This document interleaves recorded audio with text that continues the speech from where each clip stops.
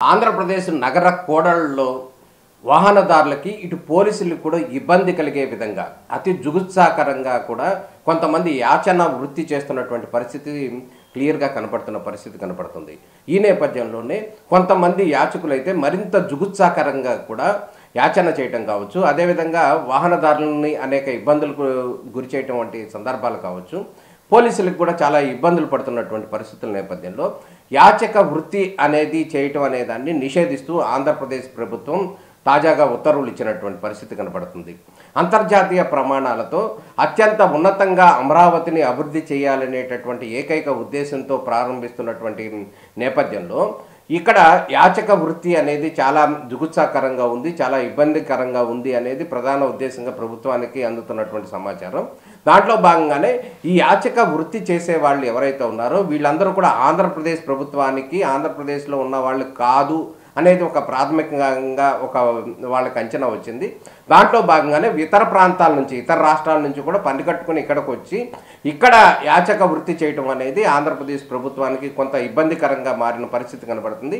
అదేవిధంగా గతంలో కూడా ఆంధ్రప్రదేశ్ ముఖ్యమంత్రిగా సమైక్య ఆంధ్రలో ముఖ్యమంత్రిగా ఉన్నటువంటి చంద్రబాబు నాయుడు అప్పుడు బిల్ క్లింటన్ వచ్చేటటువంటి సందర్భంలో ఆంధ్రప్రదేశ్కి కొంత యాచక వృత్తి అనేది చేయటం అనేది కొంత ఇబ్బందికరంగా ఉంటుంది, అభివృద్ధి చెందుతున్నటువంటి రాష్ట్రాల్లో ఇటువంటిది ఉండటం అనేది కొంత ఇబ్బందికర పరిణామంగా భావించినటువంటి అప్పటి ముఖ్యమంత్రి చంద్రబాబు నాయుడు ఆ రోజే కూడా కొంతమంది యాచకులు వృత్తి చేసే వాళ్ళందరినీ కూడా వేరే ఇతర ప్రాంతాలకు తరలించడం, వారికి జీవనోపాధి కల్పించడం వంటి కార్యక్రమాలు చేశారు.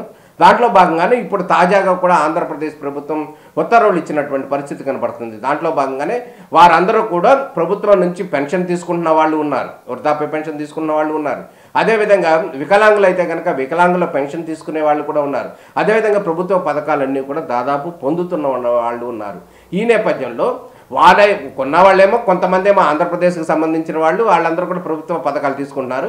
మిగతా వాళ్ళు ఎవరైతే ఉన్నారో వాళ్ళు ఇతర రాష్ట్రాల నుంచి వాళ్ళందరూ తీసుకొచ్చి పని కట్టుకుని వచ్చి ఇక్కడ యాచక వృత్తి చేయటం అనేది కొంత ఇబ్బందికరంగా మారిన పరిస్థితి కనబడుతుంది. దీంట్లో భాగంగానే అన్ని అంశాల్లోనూ పరిగణించినటువంటి ఆంధ్రప్రదేశ్ ప్రభుత్వం వారిని యాచక వృత్తిని పూర్తిగా వదిలేయాలని చెప్తూనే అదేవిధంగా వారికి అవకాశం ఉంటే కనుక వారికి జీవనోపాధికి సంబంధించినటువంటి ఇతర అవకాశాలు కూడా చూస్తాము అనేది ప్రభుత్వం చెప్తున్నటువంటి పరిస్థితి కనబడుతుంది.